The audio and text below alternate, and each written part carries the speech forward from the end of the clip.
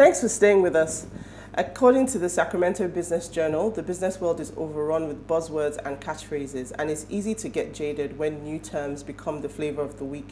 But while most of them fade away, just as quickly as they emerge, a small handful are actually meaningful and become a permanent part of the lexicon. One of these terms is sustainability, which has rapidly become part of the DNA of companies around the world in every industry. But sustainability goes way beyond just having environmentally friendly policies and goes right to the heart of our organization, is what it represents. And a strong commitment to sustainability is a powerful tool that forward-thinking companies are using to build world-class teams. What impact do you think work culture has on sustainability? Please, let's hear what you have to say. Remember, you can join the conversation. Send us an SMS or WhatsApp to 0818-038-4663, or you can tweet at us as PlusTvAfrica1 with the hashtag WaysShow.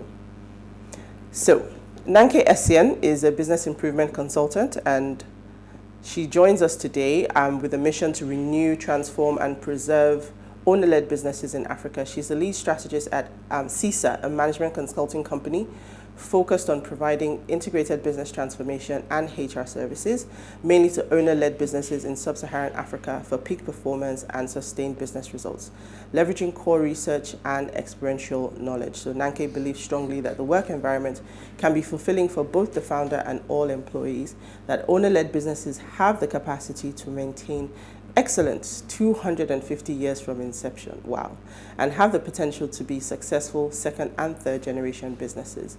She firmly believes that businesses in Africa deserve a consistent flow of high-performing employees capable of consistently delivering business results.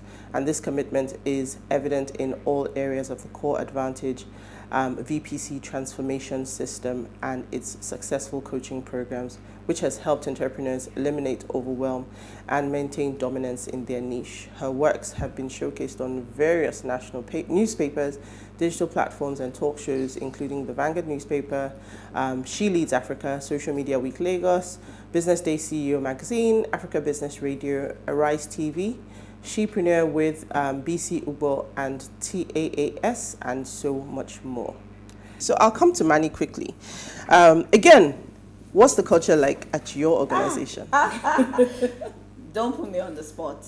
So what I know is just that work culture is the attitude and behaviors of staff, that's employees and employers, within an organization. And I think everything just depends on a number of factors, like the company's policy, their values, their mission, their vision, their goals. So these are driving forces when it comes to work culture. And these things create a negative working environment or a positive. So I would like to think that mine is positive, because I know at least the downers, the ones that create the negative work culture. And an example of that is companies where they promise and fail. Promise to do stuff and say, oh, if you hit this target, I'm going to do this for you. And then they keep hitting targets and then nothing happens, and it just discourages. So we don't have a culture of trust. Thank you. So then we have the culture of late coming. That I really have a question. Yeah, I would like to know. So do you have a HR person? Yes, of course we do. Okay. Is an employee handbook? Oh, yes, we do. All right. So I'm trying to decide to see the little places where culture may be don't worry, we're fine. We're fine. But thank you for sharing that. I think that culture is one of those things that we take for granted. I think that we assume that everybody does certain things. So I work in customer experience, and people assume that because you work in customer service, you should know to smile, you should know to greet, you should know to engage. Amazing how most of those things don't come through. Of course. People just come from different backgrounds. So important that you don't just assume that culture, whether it be from your tribe, your race, your family, that translates to what you want in an organization. So we're looking at what the organizational culture is and how we define that. But before I stray too much into what is one of the things that I'm very passionate about, I really am passionate about organizational culture, I'll bring in our guest. So I've already read Nanke's profile. It's a very heavy, powerful, very long profile. So welcome to the show. Thank you. I'm excited to be back here again, and we're talking about one of my favorite topics in the whole wide world, which is organizational culture. Everywhere you turn around, everyone talks about culture, but I'm sure we can all tell on this table that there is a big gap between what we say about culture and what we do about culture. Yes. And it's important for us to be able to demystify this particular gap so we can get the best out of it. I mean, our topic talks about culture as it relates to sustainability. So we know that culture plays an active role when you want to build a long-term business or a sustainable business. So the question, like you said earlier, is that why do we take it for granted? Yeah. So I want to start with the concept of great, because Mani has already shared her thoughts around that. And today in Nigeria, we have a serious brain drain problem. Now applicants, it's no longer the employer's market. Now it's the employee's market, right? And talent are really out there looking for the best companies to work at. And so this concept of the great place to work is now a real, I don't know if it's a buzzword, I don't know whether it's a real thing. I have my own views, but I want to hear from you, your thoughts around the concept of a great place to work and how culture fits into that. Okay, so a great place to work is realizable, is doable. Do we have a lot of those as references within the ambits of this country? The answer is really no, but can it be done? Absolutely yes. And I feel that where culture plays into this area we're speaking about is even in understanding what culture is in the first place. For instance, if you go on Google and you're looking for the definition of culture, you find something around the lines of culture is the way of life of a certain type of people. But you realize that within an organization, there are multiple people in that environment who have already been influenced by their own environment, so genetics or people or things or significant experiences around them. And so if it's a way of life of people, it's of which people. So if it is not systemized and if it is not defined, we cannot be talking about it. Because if you have to build sustainability, there has to be a systemic way, methodical way of getting things done. And you find that in many organizations, there's a methodical way for sales and marketing, for finance, for budgeting. But we talk about culture as a great factor for sustainability, but you literally do not have a system for culture. So if it is not systemized, there's no way that you can build longevity. And something that systemization does for you is that it's replicable whether you are there or not. It is tangible as well, whether you are there or not. And it gives room for you to be able to transfer it from persons to persons. So when culture is not systemized, when it's not even understood, and I'm sure we'll talk about the definition of culture, that is easier for everybody to grasp and make sense out of. Because sometimes when we lose the essence of the definition of something, no, our definition does not carry the essence of that tool, it's almost impossible to leave it out. So you would find that if this does not happen, you cannot start talking about the concept of great. It's a concept that is interesting, that is exciting, but if it's not systemized, you cannot achieve it. Okay. So I think that what I would take from that is culture is a huge part of the concept of great place to work, but it's not the only thing. So the processes are there, or the systemizing is there. But I'll let Mani jump in. Okay, so how would we improve the culture in a small environment? Let's take like SME companies. I'm not talking about the big ones, because I know the things that go into improving culture, organizations' culture in a very big companies, they have the budget for it. So with SMEs, how do you, make intentionally increase the work culture? So like I mentioned before, let's start from the definition of culture itself. Okay. Right. Culture, for my own definition, TM, please. So culture is typically the behavior that brings the vision to life. When you think about it that way, it's easier to grasp. The reason being that behavior is something we can all connect to, right? When you say it's a way of life or any other definition, it's difficult to place myself in that scenario and see me working it. But when you say culture is the behavior that brings the vision to life, we can all agree on the behavior. And that means that there must also be a vision that is clear enough. Because if we cannot define the outcome, we cannot scale back and decide what steps we are going to take to bring the outcome to life. Definitely. A lot of times you find that most organizations seem to have a vision, but most times it's very superficial. Sometimes it's borrowed. Sometimes it's designed out of the need to feed my stomach. Sometimes it's defined out of the need to just do something. And so if the foundation of the business, and funny enough, like I was about to say, culture plays a role in the foundational pieces of an organization.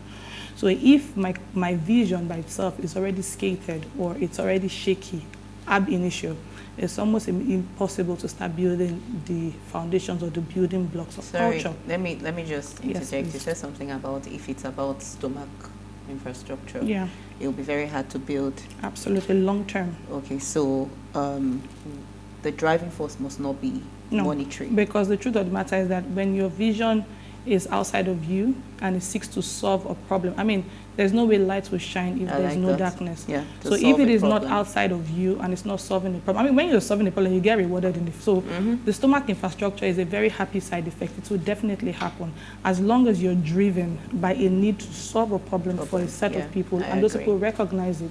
Then it becomes a vision that is formidable. I agree. And that way, whether there are environmental issues, I was going to share a story, but let me keep that to later on. But whether it's environmental issues or it's public health issues, as we've seen in recent times, you can tweak your strategy, but then the destination is still very valid and destination is still very known to everyone.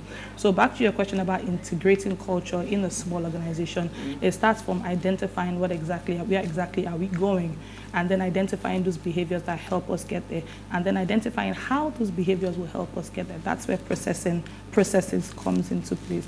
And then how do we hold those processes accountable, and how do we then review those processes to make sure we are continuously improving them? That's pretty much how it works. Because culture is not finite. It's not something you define today and just assume that it stays there forever. You have It's to infinite continue. because you're building a long-term game. And that's the outlook, again, small organizations need to also have, because by the moment you start to see things as, oh, it's short-term or it's just a small business, then it never yes. really grows beyond where Sure. it's supposed to go. I agree. Okay, so I want to come into the organizational culture itself. Like I said before, culture already exists, whether it's in your family, your tribe. You come into an organization. So first of all, for that culture to exist in that collective, in the context of the organization, it has to be taught and it has to be learned. What, in light of what you've already said about understanding that there has to be a vision and then you have to look at the behaviors that get you there, what are the best ways to then take all of that and teach it so that it is learned? Can anybody be taught a culture? Because I like the recruiting style that looks at technical fit and then culture fit. But what do you think? Can anybody be taught to fit into the culture of an organization, or are there just people that, you know what, it's rather just don't bring them in? So I was going to leverage that response you gave about technical fit and cultural fit. One of the subsets in my definition of culture is also understanding the personality in your organization. So I'll give a clear example. So a few days ago, I did a personality test for a client of mine, and we figured out that himself and his PA had the same personality type. Now, what this meant was that his strengths were her strengths and his weaknesses were her weaknesses. Wow. So the things that he was trying to hire for, to help him to fix, she wasn't able to fix because they have the same personality type. So imagine that we do not understand culture as the personality of the organization. It becomes a problem, because half the time when you're listening to people complaining that my staff members are not performing well, and you're pushing them, and in turn they are not excited about it. So yes, can culture be taught? The answer is actually yes, and the reason is that it has to mean something higher for me. It has to be a higher purpose. That's why your culture must transcend just from words to beliefs. We will talk about values, but values have to be workable, because values are very abstract. What integrity means to you is not what it means to me as well. So they are very abstract. So it has to be a moving part, right? And that's why I hinge on that word behavior. So from the recruitment aspect, we are thinking, do you have the exact behavior required for us to push this vision forward? If you do not, we do not need you here. But if you do, we can help you within the ambit of where you are within our organization to know how it is done. And that's why HR must take interest in onboarding. Most times when you do the first onboarding, exciting. Second one is exciting. Third one, you start to lose the essence of onboarding. And that's pretty much your first step to reintroduce the person. Because don't forget that we are onboarding adults who already have a way of life, who already have beliefs, who already have values, and who, like you said earlier, they have even had bad experiences in their previous organizations, and those experiences form their take on how they would react and all that. And once we give room, even the tiniest room for subjectivity, or the tiniest room for non-excitement, it permeates, and that's how subcultures begin to build within organizations as well.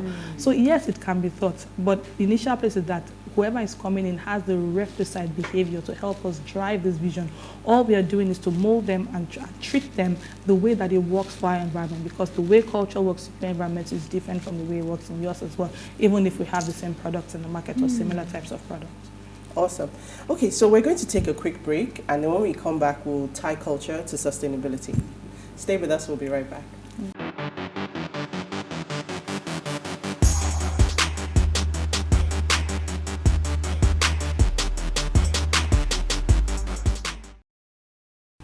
If you're just tuned in, we are discussing work culture and the impact on business sustainability.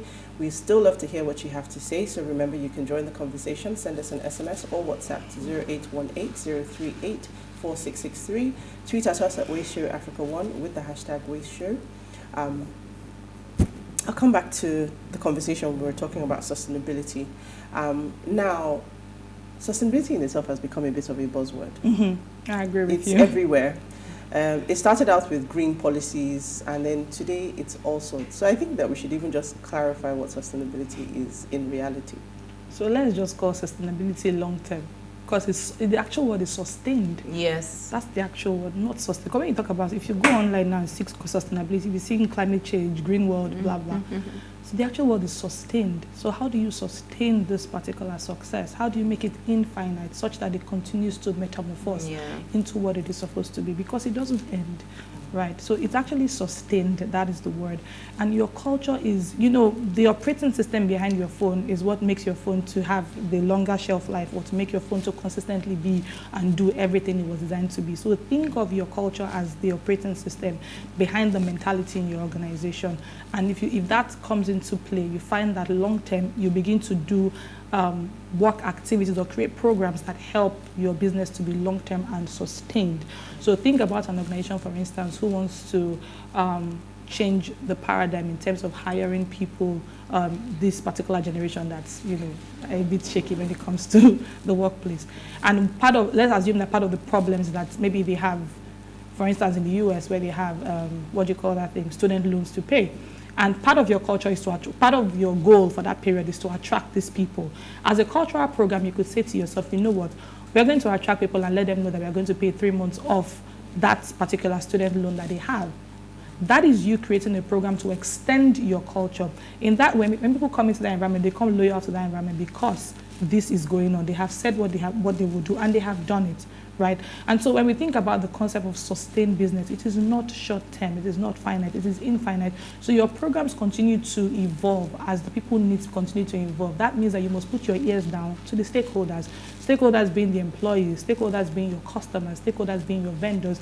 Because for culture to be sustained, data is extremely important. Yeah. Because if you don't have any form of feedback from anybody and you create programs that do not make sense to your people, which a lot of people do, for instance, when it comes to reward, I just assume that once I buy small chops on Friday, that's what people want. No. You have to pay attention to the needs of your people. So putting your ears down, and a lot of times but buying small chops is good. It's good, yeah. Sometimes impatience, and people can get lethargic to it as well. They just do what they want to do. So I remember one of my clients I was speaking to, he just said, oh, you know what, we'll just give a bonus every 3 months. And I said, what is the premise for giving the bonus? Now, it may sound like, oh, people need extra money and they want that, but what that will look like if you do not consult them, that you have extra, and you're giving them stipends from whatever is extra, and that will build lethargy. Something that's supposed to build excitement will build lethargy. So putting your ears down, in fact, there's one of my clients who did that thing for, and we said to the customers at the end of each email, my CEO reads any email, so whether you want to complain or whether you want to be excited, just send an email, my CEO will open it, and they CC the CEO in every email. And customers are so excited about that. People like to report. So people are very excited about that, and they send back feedback. From those feedback, they're able to create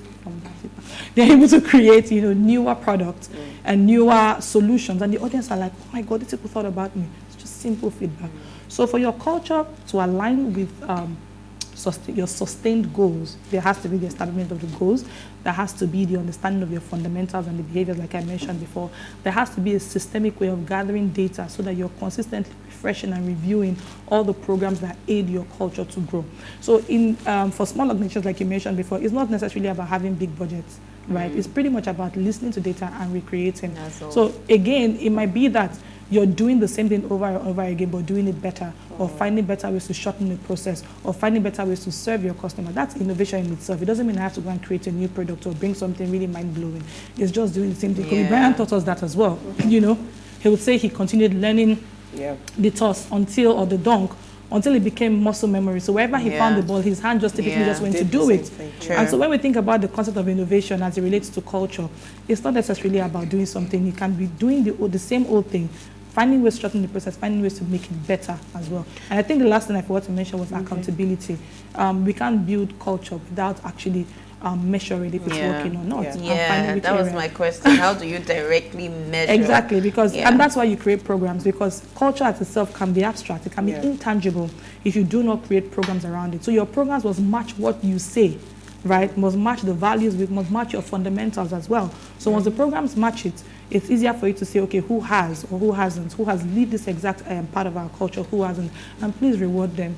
So when you say build programs, because I like things to be very clear. Yes, please. What do you mean? Okay, so what I mean, for instance, if you say, let me give an example. Like I mentioned before with the school loans, right? If part of it is to ensure that you're building a community of young, vibrant people, and maybe you find that based on data, one of their issues is to do what I mentioned earlier, and you create a reward program around it whereby if they stay with you for 3 months, you are able to pay their student tuition. That's a program you can mention. Like if, for instance, you say diversity and inclusion is part of your, how many diversity programs have you actually done? If you look at statistics of male and female within your environment, if we look at statistics of different types of people, I'm not trying to mention them, in your environment, how do you actually track that? If you say you're a community-based organization, how many community projects have you actually done? How many departments within your organization have even brought up community-based programs that we can actually see and we can measure to say, oh, this is rolling towards, or this is counting towards our culture goals? Because you must also have goals across your culture if you want it to grow and if you want it to be sustained. Yes, I've heard a lot, and I still go back to talking about the SMEs because you said something that made so much sense just now. You talked about different departments coming up with, community projects. So how about companies that will say this is eating into the time, of the company's production or production time? Or production or wallets. That's why I talked about budgets before. What would you say about that? So the truth of the matter is that you can't continue pushing and pushing and pushing without receiving. At some point, when you keep pushing people to work and work and work and work and work, you find that people get tired at the end of the day. And that's just putting it mildly. People get burnt out and overwhelmed. Yeah. And at that point, you cannot get the best out of them. So why don't you break into knowledge sharing sessions that become a part of your program, maybe every last Friday of the month? Why don't you break into, if a particular department has a problem, the department must not solve the problem. At your Monday meetings, you put it into your, what I call your IDS, identify, discuss, and solve your problem right there and then. That's part of you getting feedback and you also communicating. And it doesn't cost anything. How about you saying that versus you solving the problem as a CEO, you throw it out to people and then the best team who comes up with the best solution becomes. So it's part of because again, when we talk about culture, it's still community. It's still part of inclusiveness. Yes, it's still community. Yeah. So when you talk about community and you don't do things to engage people, it's only the CEO who has final say or who can make decisions. You find that you're not growing anybody. And if you're too full yourself, nothing else comes in. And you find that you're not able to grow people and you see that your environment becomes still and stagnant. Thank you very much. You are the new Uti on the show. You have not allowed Uti say anything. And because she's actually speaking my mind. She's just saying everything. She's now gotten to the point where the next question, you've actually now touched on it, because I was going to speak about a little while back, we had the horrible bosses hashtag trending. And you can't talk about culture without talking about when it goes wrong and the extreme toxicity that we can see in some workplaces. So how do we've now talked about defining the right culture, processes, and sustainability. How do we then stop it from going wrong and degenerating into that toxicity? Because it obviously happens more often than not. So how do we prevent that? First things first, let me be a bit empathetic. One thing that we must realize first of all is that not everybody should be a CEO. Okay. That's the first thing that we must realize. And that's why I mentioned personality, because personality starts from the top and really scales down.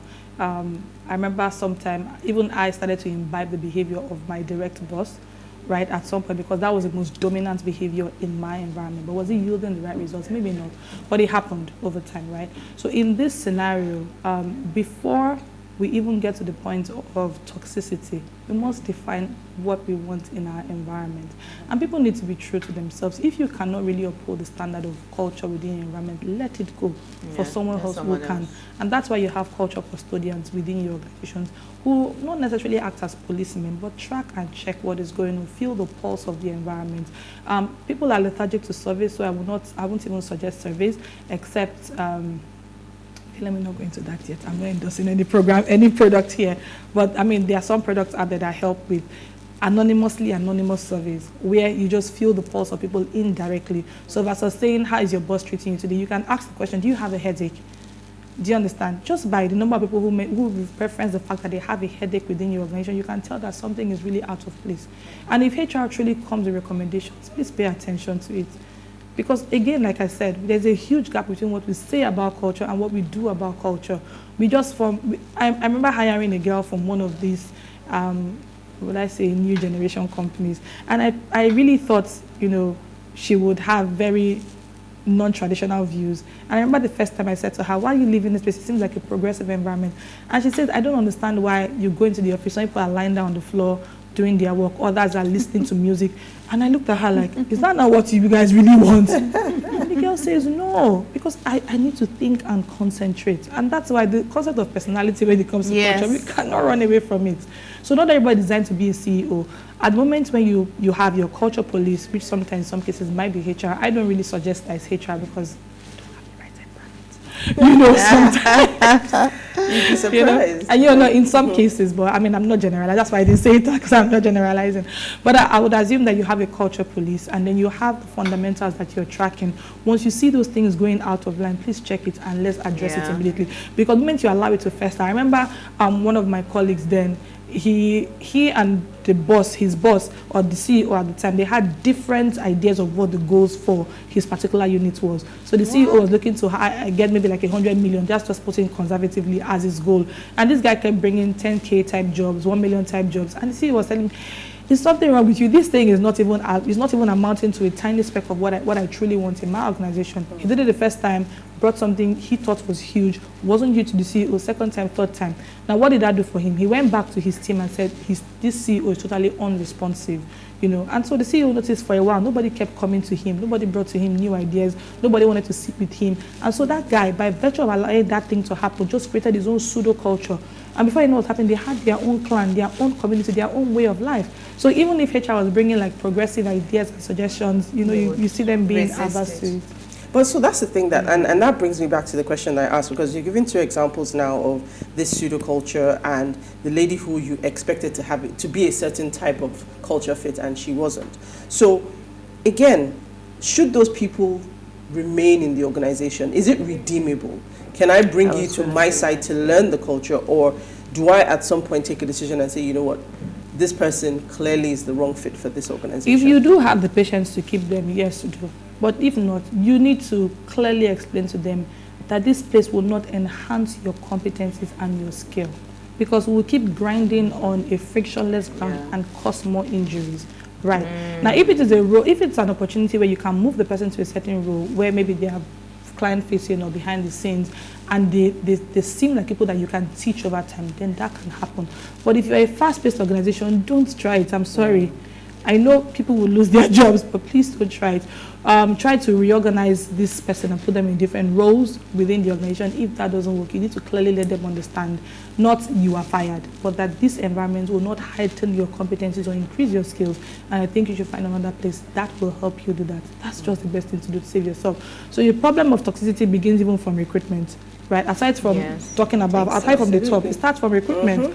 So a lot of times we don't ask scenario-based questions, and even when we do, we are only asking questions we find on Google. Does HR ask even questions, understand? Hey, don't say it. Don't say it in public. Ask questions that are related to your organization. Ask questions that will help you understand how they solve problems, even with their younger ones at home. Just ask questions that are unorthodox, that are not necessarily work-related, because their CV already shows that they are technically sound, quote-unquote, and that's why they even got into the interviews in the first place. So you need to think about these soft, salient issues that can go ahead and cause issues, in your organization. So if your organization is one organization where you guys are family and friends and happy and excited, somebody with a dominant personality might not necessarily fit into that environment. It may be the best dress, but they may not fit because they will cause more harm than good. Sure. Do you understand? And they keep pushing people and wanting people to do more, Or and you then find a causing way more to friction. isolate your You can't even people start doing from that. Do you understand? If you start doing that, you're already causing problems from the issue. So you have to make a decision, and that's why your recruitment policy is also very important. I was happy you mentioned policies.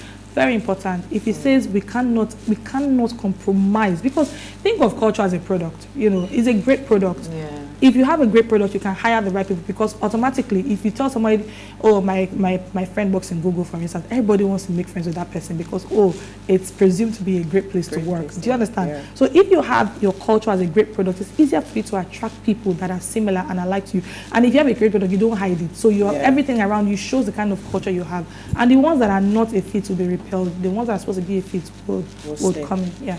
Awesome. So I did promise you that the time would fly by. I know. So Are we done? we are almost done. I love the fact that when you said something earlier, you were like TM. So you have a few golden nuggets in there that you've just, like, you know, when I need to drop something like it's hot, I just drop it as well. So I'm going to give you 1 minute just to quickly close off. I was going to ask you, in your opinion, maybe a company that has really great culture today, but we don't have the time. So let me just give you 1 minute to round off your golden nuggets around culture and sustainability. Okay. So culture is the most important, I dare say, is the spirit of an organization. Anything that needs to have life needs to have a spirit, and your culture is the spirit of an organization. You need to pay attention to it. Take some time today to define what you want your environment to look like from the client's perspective, from the employee's perspective, and from even your generation's perspective. And when you do that, it's easier for you to create the sort of environment that you want, to identify the kind of processes and policies that will help you get there. And please also be accountable. One thing I would also say is that create good experiences for your people. If you do not create good experiences for your people, you cannot get the dividends of culture. And because we have identified that culture is a very important factor in creating sustainability, systemize it, because there's no way you can build a lasting structure without systems in it. Thank you. Awesome. That's a fantastic roundup. Manny? Fantastic. I think for me, I'm just going to take away what she said. One of the last things that she said, I just think it was just profound. Imagine the culture is a product. I think that's powerful. So when we think about products, we know what it is that we want to sell. It's easier to think about it as a product because it's easier to push that. So I think that's my takeaway. And then the fact that you said that culture is the personality of the vision. Outstanding. Awesome. I think that we've had an interesting conversation. For Manny said, for me, it is not saying much today. It's not. It's a thing that I love, and then you've just found somebody who's just reiterating all the things and aligning. So it's fantastic. I always sing the song. I work in customer experience, and culture is the foundation for that. So I'm with you. I hear everything that you said, and I've actually learned quite a few things. So I'm going to go back and watch this later again and maybe take some notes. But really, thank you for sharing your thoughts. It was a pleasure to have you on the show. Manny, as always, great to be on the show with you. Thank you so much. So before we go, please ensure that you follow us on all our social media platforms. On Instagram, it's at PlusTvAfrica. You can interact with us further, drop a comment, and most importantly, follow all our social media engagements. And please remember to like, share, comment, and invite your friends and family to watch. We're on YouTube. You can share, and share again. But if you missed today's quote, here it is again. Being a great place to work, the difference between being a good company and a great company. On that note, we say we'll see you again on Monday at 8 p.m. as we bring another great conversation to your screen. Thank you.